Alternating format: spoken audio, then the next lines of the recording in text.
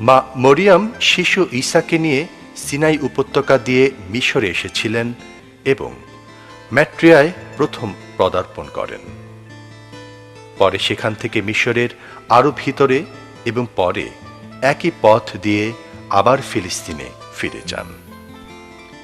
এই সেই ছায়াতরু যাকে এখন সাজারাতু মারিয়াম বা মরিয়াম বৃক্ষ বা ভার্জিন ট্রি বলে ডাকা হয়।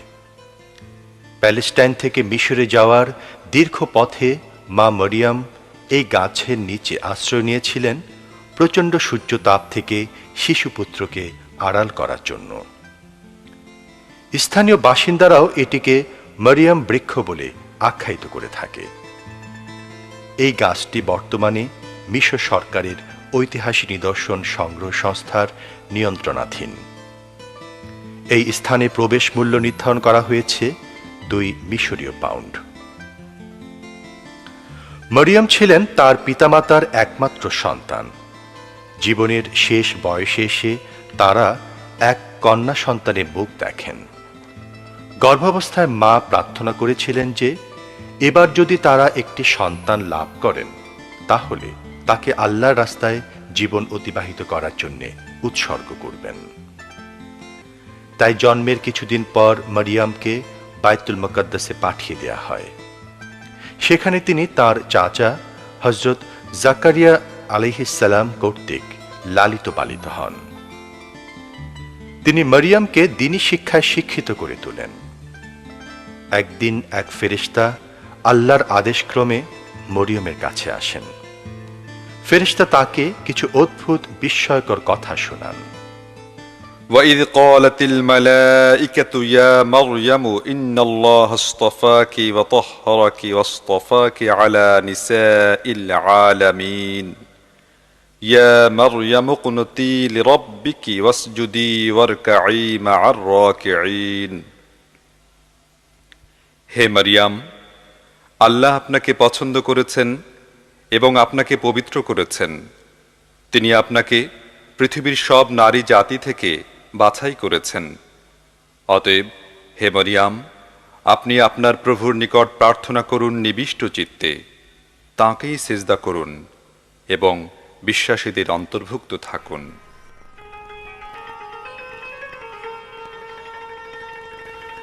মহান রব্বুল আলামিন মরিয়মকে একজন নবীর মা হিসেবে বাছাই করেন। কোনো পুরুষের সঙ্গ ছাড়াই আল্লাহর অশেষ কুদরতে তিনি গর্ভবতী হন এবং এক পুত্র সন্তান লাভ করেন। নাম রাখেন ঈসা। এই চৌবাচ্চাটি মা মরিয়ম নিজে স্থাপন করেছিলেন শিশু ঈসা আলাইহিস সালামকে গোসল করাবার জন্য। মরিয়ম বৃক্ষের সন্নিকটে আরেকটি গাছের নিচে এই চৌবাচ্চাটি অবস্থিত। এর গায়ে কোনো উৎকীর্ণ লিপি না থাকলেও এটি মরিয়ম আর ঈসার জীবনের একটি গুরুত্বপূর্ণ নিদর্শন। অবিবাহিত মরিয়মের ঘরে শিশু ঈসার জন্ম বাইতুল মুকদ্দাসের লোকজনের মধ্যে বিরূপ প্রতিক্রিয়া সৃষ্টি করে। তারা তাকে অবৈধ সম্পর্কের দায়ে অভিযুক্ত করে এবং প্রচার করে যে মরিয়মের অনৈতিক সম্পর্কের ফল হচ্ছে এই শিশু।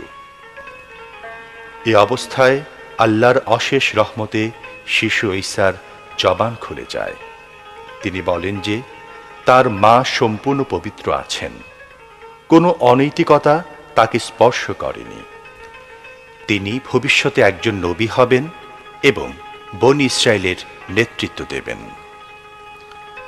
হযরত আদম আলাইহিস সালামের পিতামাতা কেউ ছিল না, তথাপি আল্লাহ তাকে সৃষ্টি করেছিলেন শুধুমাত্র কাদা মাটি থেকে। এক্ষেত্রেও তাই হয়েছে। পুরুষের সান্নিধ্য ছাড়া মরিয়মের গর্ভধারণ মহান আল্লাহর নিকট কোনো অসম্ভব বিষয় নয়।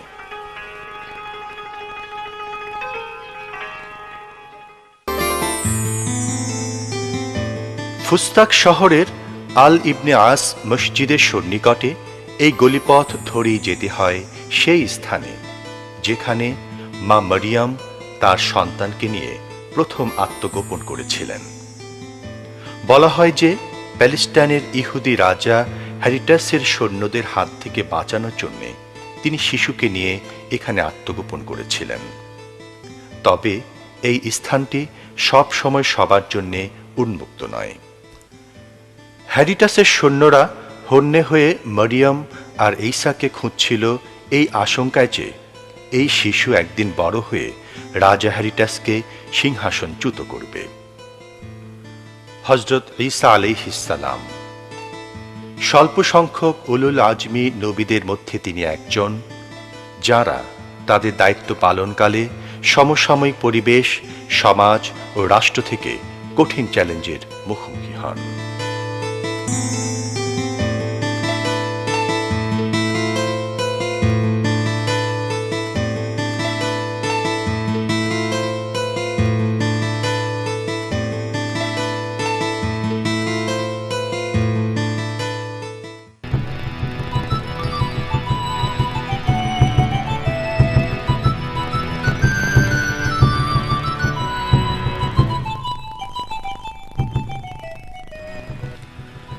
জর্ডানের রাজধানী আম্মানের 7 কিলোমিটার দক্ষিণে আল রাজিক মতান্তরে আল রাকিব নামে একটি গ্রাম রয়েছে।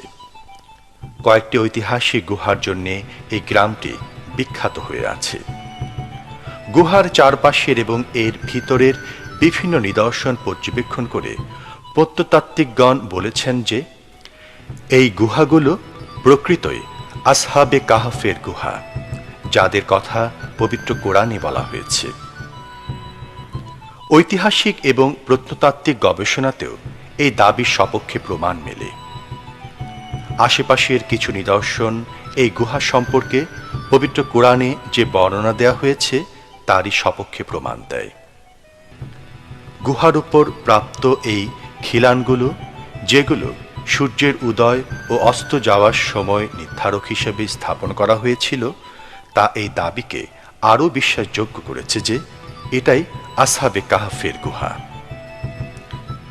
1868 সালে ক্লেমোর গনো নামে একজন ফরাসি প্রত্নতত্ত্ববিদ আরাকিন নামে একটি গুহা পরিদর্শন করেন। তিনি নিশ্চিত করেন যে বাইবেল, তাওরাত এবং কোরআনে আসহাবে কাহফ সম্পর্কে যে বর্ণনা দেওয়া হয়েছে এই গুহার সাথে তার পুরোপুরি মিল পাওয়া যায়। এই গুহাটি ঠিক কোন জায়গায় অবস্থিত, ঠিক কখন এই ঘটনা সংঘটিত হয়েছিল, ঠিক কতজন লোক এখানে বাস করেছিল, তার সুনির্ধারিত কোনো বিবরণ পবিত্র কোরআনে পাওয়া যায়নি। শুধু এইটুকু বলা হয়েছে যে তারা ছিলেন একদল পুরুষ। তারা আল্লাহর ধর্মে বিশ্বাস করতেন এবং ঈসা আলাইহিস সালামের প্রচারিত বাণীতেও বিশ্বাস করতেন। তারা এই গুহাতে 309 বছর ঘুমিয়ে কাটিয়েছিলেন। বাইবেলে 7 জন লোকের কথা বলা হয়েছে, যাদের নাম তামলিকা, নোয়েক্সলিঙা, মাহাটাডাস, লিনোয়াস, সাহিনুনাস, জুনুয়ানুস এবং কাসিফেতান্নাস। বলা হয়েছে যে এরা ডাকিয়ানুর নামক নিষ্ঠুর রাজার হাত থেকে বাঁচার জন্য এখানে এসে আত্মগোপন করেছিলেন। তারা গুহায় অবস্থান নিয়ে 157 থেকে 240 বছর পর্যন্ত ঘুমিয়েছিলেন। আবার এটাও বলা হয়েছে যে তুরস্কের দক্ষিণ পশ্চিমাঞ্চলের শহর এফসোসে এই ঘটনা সংঘটিত হয়েছিল।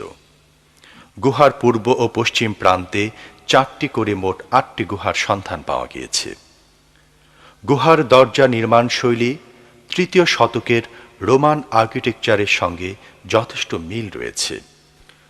1963 সালে জর্ডান সরকারের প্রত্নতাত্ত্বিক বিভাগের অধীনে পরিচালিত জরিপ গবেষণায় দেখা যায় যে এফসোস নয়, আরাকিন গুহাই আসহাবে কাহাফের গুহা। কারণ আসহাবে কাহাফ সম্পর্কে কোরআনে উল্লিখিত বর্ণনার সঙ্গে আরাকিন গুহারই মিল পাওয়া যায়, এফসোসের নয়। প্রাপ্ত নিদর্শন থেকে দেখা যায় যে ডাকিয়ানুন নয়, রাজা ট্রেইগনের শাসনকালে তারা এই গুহায় অবস্থান করেন। রাজা ট্রেইগন 98 থেকে 117 সাল পর্যন্ত জর্ডানের শাসক ছিলেন। ট্রেইগন 16 খ্রিস্টাব্দে জর্ডানের পূর্ব প্রান্ত জয় করে নেন। অনেক বছর পর যখন সেখানে রাজা ডোসিয়াসের শাসন চলে, তখন গুহাবাসীরা জেগে ওঠেন। ঘুম থেকে উঠে দেখেন জর্ডানে ঈসা আলাইহিসসালামের অনুসারী তথা ঈমানদারদের শাসন চলছে।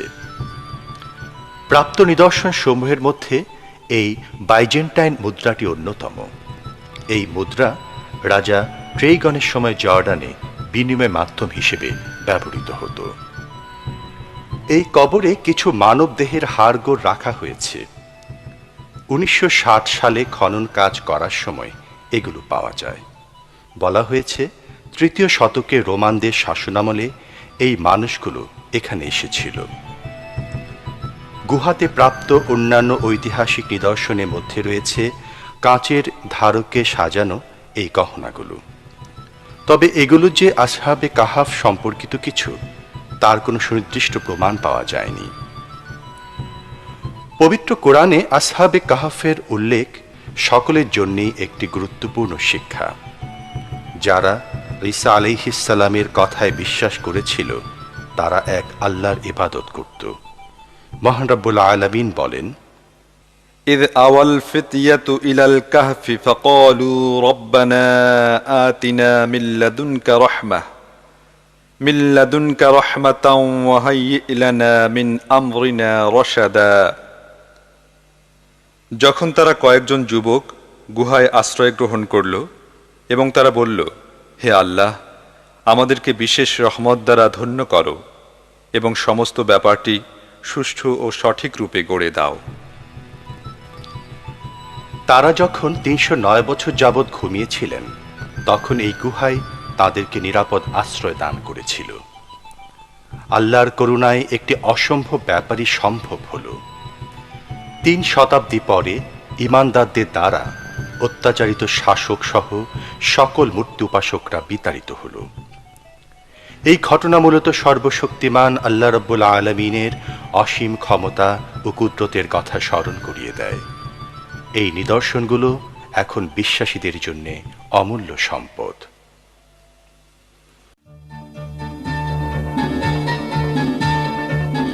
এই মহাসড়কটি দিয়েই জর্ডানের রাজধানী আম্মান থেকে হযরত শোয়েব আলাইহিসসালামের কবরস্থানে যেতে হয়। রাস্তার দুপাশে সবুজ বৃক্ষরাজিতে ছেয়ে আছে উঁচু উঁচু পাহাড়গুলো। দূর দূরান্ত থেকে পর্যটকদের নিয়ে টুরিস্ট বাস পর্বত বেষ্টিত এই নিরিবিলি স্থানটিতে আসে। নবীর সমাধিস্থলে সশরীরে উপস্থিত হয়ে দোয়া করার জন্যে লোকজন এখানে এসে থাকেন। 4 জন আরব নবীর মধ্যে শোয়েব আলাইহিসসালাম অন্যতম। অন্য 3 জন হচ্ছেন হযরত হুদ আলাইহিসসালাম, হযরত সালেহ আলাইহিসসালাম এবং শেষ নবী হযরত মুহাম্মদ সাল্লাল্লাহু আলাইহি ওয়াসাল্লাম। হযরত শোয়েব আলাইহিসসালাম খুব ভালো বক্তা ছিলেন। এই জন্য তাকে হাকিবুল আম্বিয়া বলা হতো। শান এবং হিজাজের মধ্যবর্তী মিআন গ্রামে মাদিয়ানদের সঙ্গে তার অনুসারীরা বাস করত। এই হচ্ছে শোয়েব আলাইহিসসালামের কবর। ঐতিহাসিক নিদর্শন অনুযায়ী মাদিয়ানরা ছিল এক ব্যবসায়ী গোত্র যারা প্রধানত হালিফা নামক স্থানে বাস করত। তারা এক আল্লাহর ইবাদত না করে বিভিন্ন দেবদেবীর উপাসনা করত। প্রতারণা ছিল তাদের ব্যবসার প্রধান কৌশল। প্রতারণার মাধ্যমেই তারা প্রচুর অর্থকড়ির মালিক হয়। এজন্যই আল্লাহ তাদের সঠিক পথে ফিরিয়ে আনার জন্যে নবী হিসেবে শোয়েব আলাইহিসসালামকে প্রেরণ করেন। তিনি তাদেরকে বাণিজ্যের ক্ষেত্রে সততা অবলম্বনের আহ্বান জানান। তিনি বলেন যে সৎ বাণিজ্যের স্বল্প লাভ অসৎ বাণিজ্যের অধিক লাভ থেকে ভালো। মুষ্টিমেয় কয়েকজন ব্যক্তি তার উপদেশ গ্রহণ করেছিল। বাকিরা বিভিন্ন হুমকি ধমকির মাধ্যমে সত্য অনুসারীদের কার্যক্রমকে দমন করার চেষ্টা করেছিল। কিন্তু শোয়েব আলাইহিসসালাম তার কাজে ক্ষান্ত দেননি, বরং আরও বলিষ্ঠতার সাথে তাদেরকে সত্য পথের দিকে আহ্বান জানাতে থাকেন। অবিশ্বাসীরা তারপরও তার কথায় কর্ণপাত করেনি। তারা শোয়েব আলাইহিসসালামকে চ্যালেঞ্জ দিয়ে বলে, যদি আপনার আল্লাহ সত্যি হয়ে থাকেন তাহলে তাকে বলেন তিনি যেন আমাদের উপর দুর্যোগ প্রেরণ করেন। কিছুদিন অতিবাহিত হলে তারা তাকে প্রশ্নবাণে অতিষ্ঠ করে তোলে, কোথায় গেল আপনার খোদা? কেন কোনো দুর্যোগ তিনি আমাদের উপর দিতে পারেননি ইত্যাদি। আল্লাহ শোয়েব আলাইহিসসালামকে তার অনুসারীদের সহ গ্রাম ছেড়ে অন্যত্র চলে যাবার জন্য নির্দেশ দেন। পবিত্র কোরআনে মাদিয়ান সম্প্রদায়ের কথা উল্লেখ করা হয়েছে। وإلى مدين أخاهم شعيبا قال يا قوم اعبدوا الله ما لكم من إله غيره ولا تنقصوا المكيال والميزان إني أراكم بخير وإني أخاف عليكم عذاب يوم محيط। মাদিয়ান সম্প্রদায়ের নিকট আমি শোয়েবকে প্রেরণ করলাম, যে তাদেরই অন্যতম ভাই। তিনি বললেন, হে আমার জাতি, সর্বশক্তিমান আল্লাহর ইবাদত করো, তিনি ছাড়া আমাদের আর কোনো ইলাহ নাই। আর ওজন ও পরিমাপে কম দিও না। আমি তোমাদের আজ ভালো অবস্থায় দেখছি, কিন্তু ভয় হয় কাল তোমাদের উপর এমন দিন আসবে যার আযাব তোমাদেরকে ঘিরে ধরবে।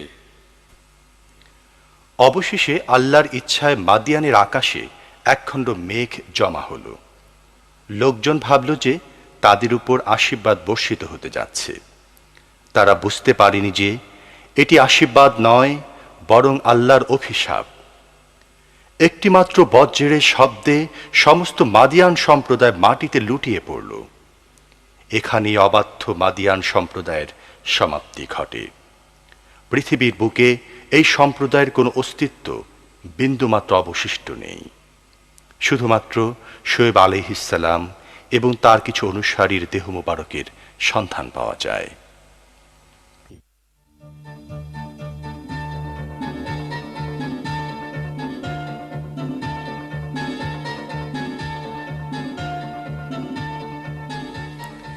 কয়েক বছর পূর্বে এই উপত্যকায় জনবসতি গড়ে ওঠার আগে এটি ছিল মরুভূমির মাঝখানে একখণ্ড উর্বর জমি মাত্র। এখন এখানে প্রচুর পরিমাণে আঙুর, জলপাই আর বেদানার চাষ হয়। তবে অল্প সংখ্যক কিছু লোক এগুলো সংগ্রহ করে।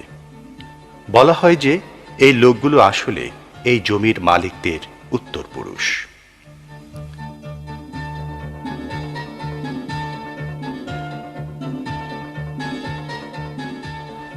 আল্লাহর গজবে মাদিয়ান সম্প্রদায় ধ্বংস হয়ে যাবার পর শোয়েব আলাইহিসসালাম এই স্থানে আশ্রয় নিয়েছিলেন। এই স্থানেই হযরত মুসা আলাইহিসসালাম হযরত শোয়েব আলাইহিসসালামের কন্যাকে বিয়ে করেছিলেন। বিয়ের আসরে শোয়েব আলাইহিসসালাম তার জামাতাকে নিজের তরবারির খাপটি উপঢৌকন হিসেবে দিয়েছিলেন। এই জমিটি অত্যন্ত উর্বর। বর্তমানে এখানে জর্ডানের অধিবাসীরা আবাস গড়ে তুলেছে। তারা এখানে ফল ফলাদি ও শাকসবজি উৎপন্ন করছে এবং পশুপালন করে নিজেদের ভাগ্য করার চেষ্টা করছে।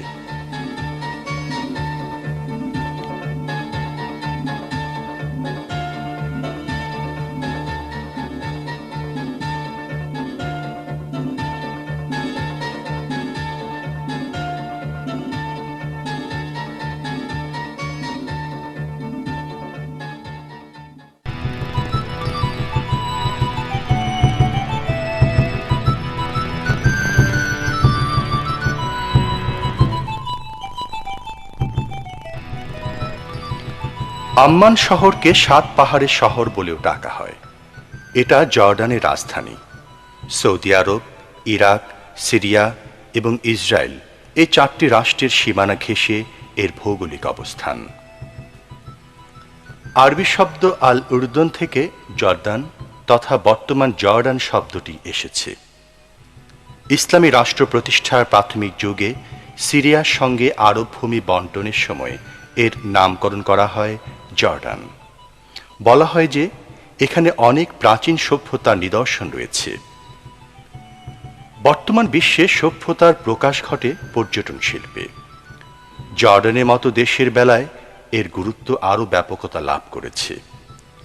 এর সভ্যতা ও উন্নয়নের পেছনে মুয়ান আরব, ইদম এবং নেফেটিয়ান আরব এই 3 গোত্রের লোকদের অবদান সবচেয়ে বেশি।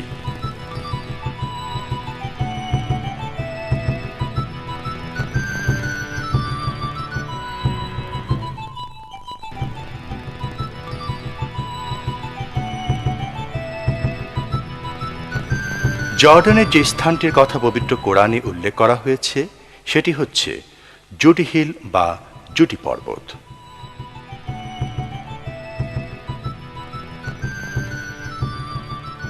এই পর্বতের এই স্থানটিতে বসে নূহ আলাইহিস সালাম তার নবুয়তি কার্যক্রম পরিচালনা করতেন বলে বিশ্বাস করা হয়।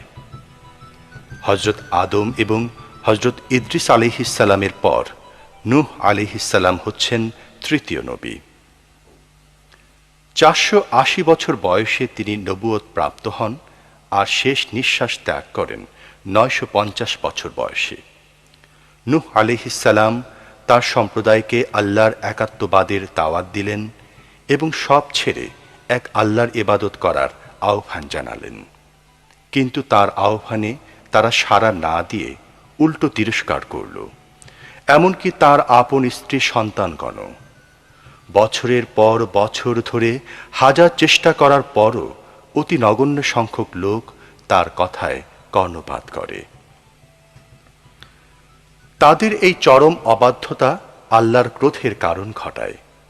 অবশেষে আল্লাহ রাব্বুল আলামিনের নির্দেশ মতো নূহ আলাইহিস সালাম একটি নৌকা তৈরি করেন এবং তাতে মুষ্টিমেয় অনুসারীদের সহ আরোহণ করেন। সঙ্গে তার পালিত পশুগুলো নেন। তারপর আল্লাহ পুরো এলাকায় এক মহাপ্লাবনের সৃষ্টি করেন। নৌকার বাইরে অবস্থানকারী কোনো প্রাণী আর জীবিত রইল না, সব মহাপ্লাবনের পানিতে নিমজ্জিত হয়ে যায়। এই পর্বত চূড়াকেই নূহ আলাইহিস সালামের সর্বশেষ অবতরণ স্থল বলে ধরা হয়। অর্থাৎ মহাপ্লাবনের পর এখানে প্রথম নূহ আলাইহিস সালাম তার নৌকা ভিড়িয়েছিলেন। এই ঘটনার মধ্য দিয়ে নূহ আলাইহিস সালামের 470 বছরের নবুয়তি জীবনের অবসান ঘটে।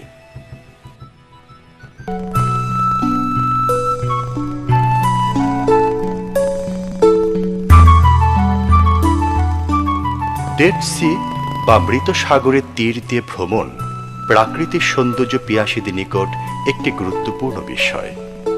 শুধু তাই নয়, বিশ্বের ইতিহাসবিদ ও প্রত্নতাত্ত্বিকদের জন্যেও এটি একটি মূল্যবান অনুষঙ্গ। এই সাগর 88 কিলোমিটার দীর্ঘ এবং 16 কিলোমিটার প্রশস্ত, যার গড় গভীরতা মাত্র 6 মিটার। জর্ডানের আকাবা বন্দর থেকে দূরত্ব 160 কিলোমিটার। পৃথিবীর সামগ্রিক সমুদ্র তল থেকে মৃত সাগরের বেলাভূমি 406 মিটার নিচে। ভূগোলবিদ ও মানচিত্র অঙ্কনবিদদের মতে এটি হচ্ছে পৃথিবীর সবচেয়ে নিচু জায়গা।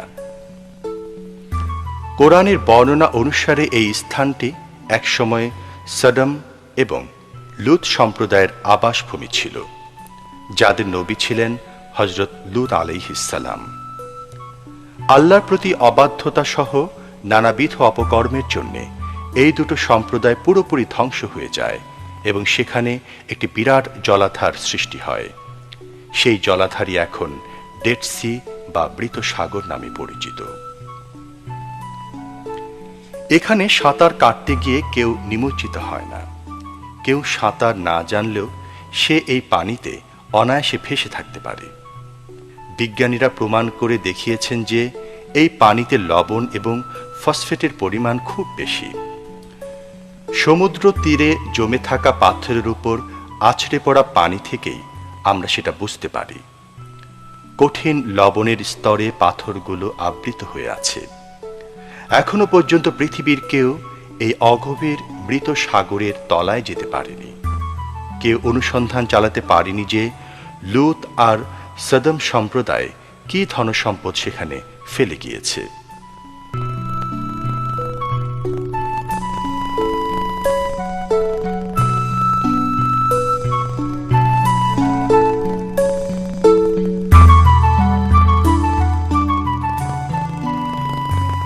উঁচু পর্বত ঘেরা এই সড়কটি পেট্রাকে যাওয়ার একমাত্র পথ। খ্রিস্টপূর্ব নবম শতাব্দীতে পেট্রাকীয় সভ্যতা গড়ে ওঠে। এখানকার আবহাওয়া শুষ্ক ও গরম। প্রশ্ন জাগে, এরকম একটি পরিবেশে কি করে পেট্রা সভ্যতা গড়ে উঠেছিল, আর কি করেই বা এটা টিকেছিল? যাত্রাপথের দুপাশে দেখা যায় যাযাবর বেদুইন সম্প্রদায়ের লোকেরা মেষ চড়াচ্ছে। পেট্রা চারিদিক দিয়ে পর্বত বেষ্টিত। আম্মান থেকে এর দূরত্ব 200 কিলোমিটার। অনেক উঁচু খাড়া পাহাড় পাড়ি দিয়ে পেট্রায় যেতে হয়। নেফাটিয়ান আরবরা খ্রিস্টপূর্ব নবম শতাব্দীতে এই সভ্যতা গড়ে তোলে।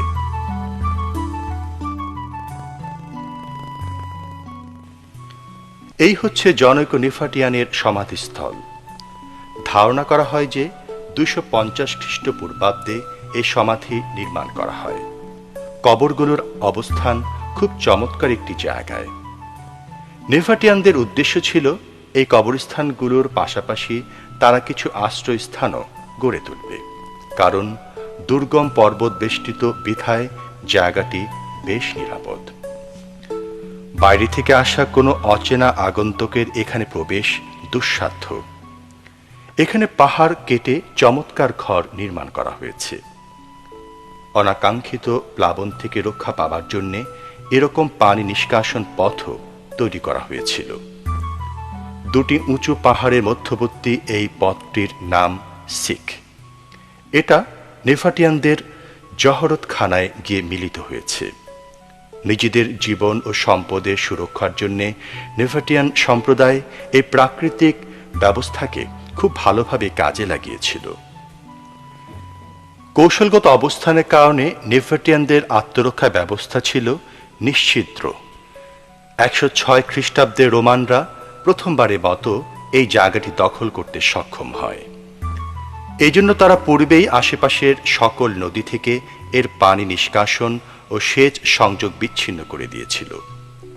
সিখ অর্থাৎ এই গিরিপথের গা ঘেঁষে একটি সেচ খালও নির্মাণ করা হয়েছিল। নেফাটিয়ানদের নির্মাণ শৈলী ছিল সত্যিই চমৎকার। বিশ্বাস করা হয় যে এখানে নেফাটিয়ানরা তাদের ধনসম্পদ হিরে জহরত সঞ্চয় করে রাখত। কঠিন পাথরের পর্বত গাত্রে খোদাই করে নির্মিত এই গৃহসজ্জাদি এই এলাকাটিকে ভ্রমণকারীদের একটি লোভনীয় স্থানে পরিণত করেছে।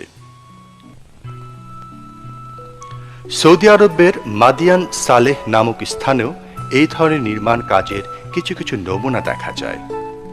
পাহাড়ের গায়ে খোদাই করে নির্মিত এইসব খোপ নেফাটিয়ানদের বাসস্থান হিসেবে ব্যবহৃত হতো। বর্তমান যুগের অ্যাপার্টমেন্ট ভবন, বহু কামরা বিশিষ্ট বাড়িঘর নির্মাণ কৌশল মূলত নেফাটিয়ানদের এই নির্মাণ কৌশল থেকে এসেছে। তখনকার দিনে এটি ছিল বিশ্বের সবচেয়ে বিস্ময়কর নির্মাণ কৌশল। বাসস্থান নির্মাণের এসব কৌশল নেফাটিয়ানরা কিভাবে অর্জন করেছিল সেটাও একটা রহস্যময় ব্যাপার। প্রায় 3000 লোক এখানে বাস করত। আবাস গৃহগুলোর পাশেই এই মিলনায়তনটি অবস্থিত। 106 খ্রিস্টাব্দে রোমানরা পেট্রা জয় করার পর এই মিলনায়তনটি নির্মাণ করেছিল বলে ধারণা করা হয়। প্রায় 5000 লোক এখানে বসে অনুষ্ঠান উপভোগ করতে পারত। 330 খ্রিস্টাব্দে বাইজেন্টাইন যুগে এই স্থাপনাগুলোকে একবার মেরামত করা হয়েছিল। পরে জনসংখ্যা বৃদ্ধির প্রেক্ষাপটে আরও নতুন নতুন পাহাড় খোদাই করে গৃহ নির্মাণ করা হয় এবং পুরাতনগুলোকে আরও বড় করা হয়। 7ম শতাব্দীর শুরুর দিকে মুসলমানরা জর্ডান জয় করার পর এতদ অঞ্চলে রোমান আধিপত্য পুরোপুরি খর্ব হয়ে যায়। ফলশ্রুতিতে পেট্রার গুরুত্ব কমে যায়। তখন এই স্থানটি শুধু মক্কায় গমনকারী লোকদের বিশ্রামস্থল হিসেবে ব্যবহৃত হতো। নেফাটিয়ানদের এই নগর সভ্যতা 800 বছর টিকেছিল।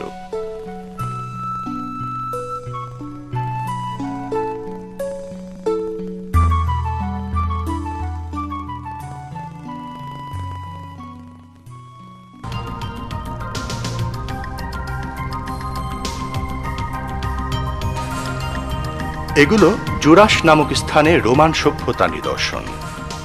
আম্মান থেকে এই স্থানের দূরত্ব 48 কিলোমিটার। রোমানদের হাতে পেট্রার পতনের পর জুরাসের জৌলুস বাড়তে থাকে। খ্রিস্টাব্দ প্রথম শতকেই এ নগর সভ্যতা গড়ে উঠেছিল বলে বিশ্বাস করা হয়। অন্যান্য কয়েকটি জনপদের সঙ্গে মুক্ত বাণিজ্যের মাধ্যমে শহরটি আর্থিকভাবে প্রচুর লাভবান হয় এবং শেষ সময়টাই ছিল এর সোনালী যুগ। দ্বিতীয় শতকে এসে পশ্চিম এশিয়ার সবচেয়ে সমৃদ্ধ নগর হিসেবে জুরাসের খ্যাতি চারিদিকে ছড়িয়ে পড়ে।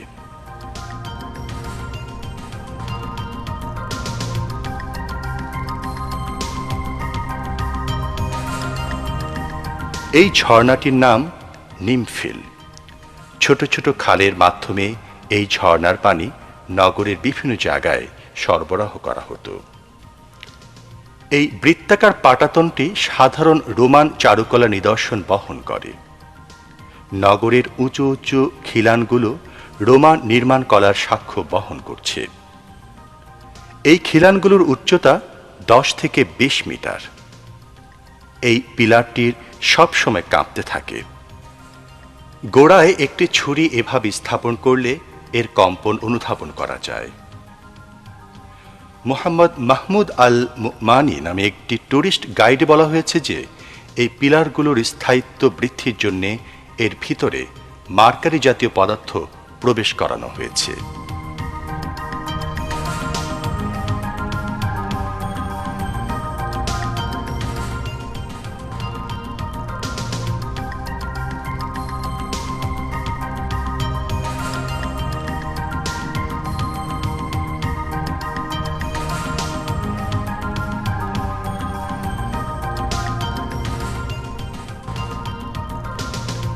চার হাজার দর্শকের স্থান সংকুলান হয় এই মিলনায়তনটিতে।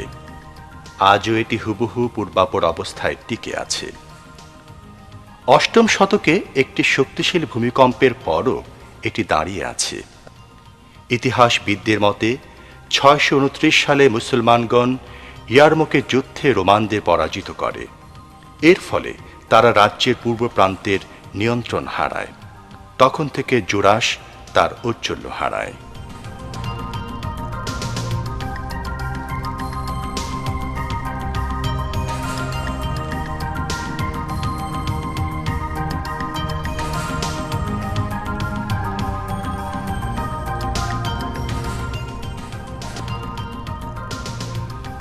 রাসূলুল্লাহ সাল্লাল্লাহু আলাইহি ওয়াসাল্লামের পালক পুত্র যায়েদ বিন হারিসের কবর এটি।